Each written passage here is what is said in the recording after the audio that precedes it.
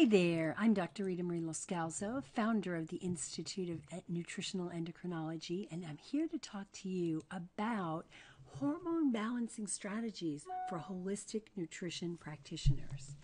It's a topic I am really passionate about and something that I think when you learn to incorporate into your own busy practice, you're going to see profound results with your clients. So what are some of those complex health challenges that tend to deflate your confidence? I know you have those. I used to have them too, and I still find myself thinking and fearing when people come in with really complex cases. But now that I have strategies for that, I look forward to these cases, and that's what I want for you too. These people have been to many practitioners already. And when you hear the list of practitioners they've been to, you start to wonder, why are they here? They're already doing a lot of the diet and lifestyle things that you usually recommend. So it's not just a matter of recommending they get off the Twinkies in order to get results. They may have a long history of medical interventions and a laundry list of symptoms and what I call polypharmacy, meaning the long list of drugs that they're on or have been on, and the interaction between those that may be contributing to their challenges. Some of them come in with a shopping bag full of supplements, and you're looking and saying, oh my gosh, how am I going to figure this out? They have a 4-inch thick stack of labs, and they expect that you're going to go through that and figure it out for them. Help! What's a busy practitioner to do? You want to help these people, you want to get results, and you want to be able to stand out as the go-to practitioner in your area, but you're not sure how to do it. So what do you really need to help these people? Well, you've got to start with superior interviewing skills. You got to know what to ask. And we talked about this in our first video. You've got to have really good functional assessment tools. Talked about that in the first video as well. Physical exam skills, scorecard assessments, labs, functional labs, blood tests. You also have to have good interpersonal skills. You've got to be able to gain their confidence and have them feel good about working with you, that, hey, I'm in the right place and this person can do what nobody else has been able to do. You really have to have perseverance, patience, and understanding, because these are the cases that are going to take a little bit more digging and research and just sitting there and listening and empathizing. You got to come to it from a place of love. Because if you're feeling resentful and angry and don't like this person sitting in front of you, how are you supposed to put the time and effort and energy into digging? And as I share more with you, you'll understand that there are shortcuts to that. But still, coming from a place of love and compassion, I think is critical. You also need to have an excellent understanding of the inner workings of the body, and that's where I come in. I can help you to get there and shortcut that process because I've put together systems that have helped me to do this over the years. So what's at the heart of these tough cases? Well, I believe that for most of them, it's hormones. Now, you might be thinking, well, hormones, well, that's like estrogen and progesterone and testosterone. Those are the sex hormones. But really, there's dozens and dozens and dozens of other hormones besides the sex hormones. And they control every aspect of life. Your energy, your mood, the way, how quickly the brain functions, digestion, metabolic rate, the immune system, the heart, the lungs, the skin. There are hormones that get involved with all of these things. Appetite, fat burning. These are just to name a few. So in order for you to get the best results with your clients, you need to master the art of endocrinology, the study of the hormonal system. So what is there to understanding the complex web of hormone imbalances? Well, first of all, you really have to understand what a hormone is and what a hormone imbalance is, and be able to recognize that and know how to look. You have to understand the intricate web of hormone relationships, because those interrelationships are very critical to understanding what's going on with your client. You need to be able to put together the connection between hormones and the persistent symptoms in seemingly unrelated areas. You need to understand the relationship between nutrition and endocrine imbalances, and these are very, very important. And finally, you need a step-by-step system to decipher the clues, detect imbalances, and determine the best course of action to take so that you become the go-to expert for complex cases that other practitioners haven't been able to solve. I believe that the opportunity to be on the leading edge of healthcare is now, when you learn the skills and you learn to understand nutritional endocrinology. It's a new branch of healthcare that offers you the key to unraveling the profound impact of hormone imbalance on every system of the body. So what's more? Let's look at the hormone families. This is a way of looking at hormones that connects them, that puts things together in a way that you may not have looked at before.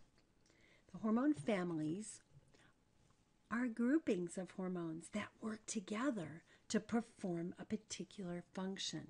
They're synergistic units, and they have interrelationships outside of their own family. What are they? Well, digestive hormones. There are actually a bunch of hormones related to digestion. Those include ghrelin and CCK and secretin and cholecystokinin and all kinds of others.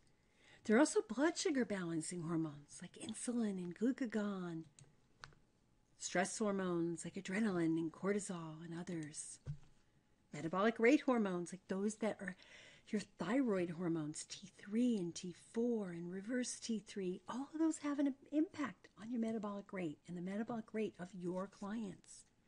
There are immune system hormones, and those are too numerous to even name. There are sleep hormones, growth hormone, leptin is important in sleep, melatonin, sex hormones. That's what most people think about when they think about hormones. Estrogen, progesterone, testosterone. And finally, there are organ-specific hormones related to the heart, the lungs, the skin, the kidneys. You may not have thought about those as hormone producers, glands, endocrine glands, but they are, and the hormones are really important. So let's take just a quick look at an example of the intricacies of the relationships and the importance of understanding those relationships so that you can help restore balance. This is what we call the sex hormone relationship chart. And this is to show you the connection between things that you may not have thought were related, like cholesterol as a precursor to all the steroid hormones. So what are the steroid hormones? Well, they do include progesterone and estrogen. These are 3 different estrogens: estradiol, estrone, and estriol. Understanding how those fit in together and how you can affect the relationships and the ratios is super critical to your client's health. And then testosterone is another sex hormone. These other hormones are intermediates that are precursors and postcursors of your sex hormones. Then you have your adrenal hormones, DHEA and cortisol. And if you look at this chart, what you see is the relationship between stress and the adrenals and your sex hormones. And we go a lot more into detail in this in the webinar that follows these 3 videos, and also in my nutritional endocrinology practitioner training programs. Because I feel like it's critical to understand this relationship. that if you're under a lot of stress and you're producing a lot of cortisol, you're sucking away precursors that could have gone down and made things like DHEA, testosterone, and estrogen, and progesterone. You're sucking it down to cortisol. And it's a process called the cortisol steal in functional medicine. It's really important for you to understand that process. Not something I can teach you in 5 minutes, but something that's really critical, so critical that it's a huge component of my nutritional endocrinology programs. So just about any symptom you can think of can be hormone related. So don't just think about hot flashes and PMS and low sex drive. Yeah, those are hormone related. But so are things like fatigue, difficulty with weight gain or weight loss, that yo-yo syndrome of weight, headaches and migraines, insomnia, hugely related to hormones, depression, anxiety, and mood swings, skin lesions, cardiovascular systems, so the heart and the blood vessels, high cholesterol, and even cancer. Just about everything. So what interacts with hormones? Well, just about everything. Nutrients, foods, stress, the environment, digestion, sleep, and other hormones. So when you're looking at a client and you want to have that really strong approach and to understand what's really going on, you need to be looking at all these areas. So let's take a quick look at what nutritional endocrinology is. After all, I said that this was the cornerstone of how you're going to approach people if you want to get results with difficult cases. Hormones are at the heart of it. And endocrinology is the study of hormones and their relationship to the environment and what's going on in the rest of the body. So what really is it? Yeah, it's the relationship between nutrition, diet, and nutrition I use loosely. It could be exercise, it could be environmental factors, all the things that go into your body that either nourish or disrupt nourishment. Nutrient deficiencies and excesses impact hormones. And we study that in nutritional endocrinology. When you understand the relationship between your food and hormones, that's part of nutritional endocrinology. And then a big part of it is the hierarchy of interventions. Now, in part 3, video 3, we're going to look at the hierarchy, the functional hierarchy of assessments and balancing protocols. And within that functional hierarchy is another hierarchy, and that's related to how you start and how you move through.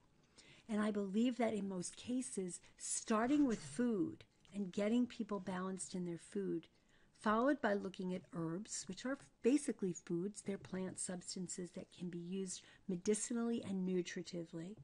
Isolated nutrients next, so that's less whole foods, and then bioidentical hormones from natural sources, when sometimes it's hard to bring those hormones into balance without.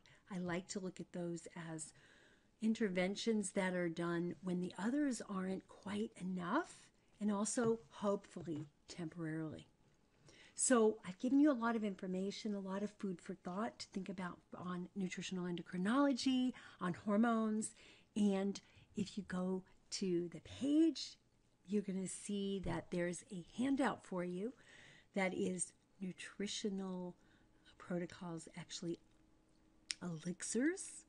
So what you'll see when you look at the bottom of the page is a handout that you can download that has an elixir recipe or guidelines for making elixirs. And elixirs are those magical beverages that bring balance. And there's a chart in there that teaches you how to choose your ingredients and herbs for your elixirs to balance particular organ, actually glandular systems. So enjoy the handout. I hope you enjoyed the video, and I look forward to seeing you on the next one.